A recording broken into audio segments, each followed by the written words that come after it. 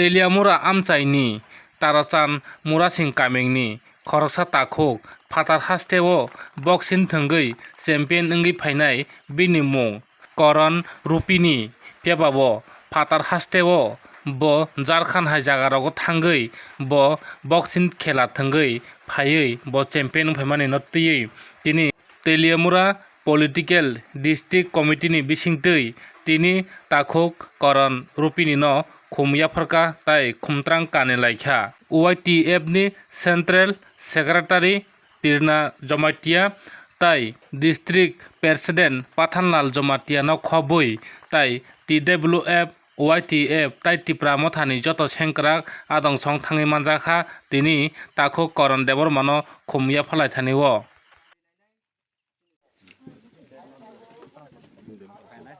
Asa takhok nung bo event no thungoi tini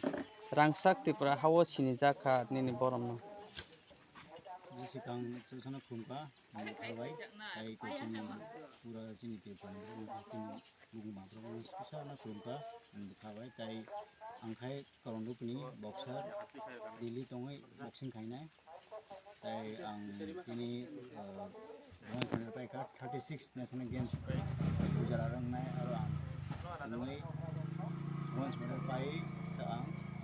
charo nung actually sabo bo state by thungoi tini o haste o tini boroman ka ani fight kha first fight khani Jharkhand bai ang pai abni pore ang kha Rajasthan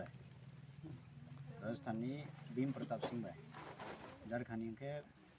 Avinash inja Jharkhand ke Suraj Soi ke Rajasthan ni ke Bhim Pratap Singh ke abni pore Himachal bai ka Himachal ni Avinash Chandel bang losang kha 3-0 bai 3 point bai ang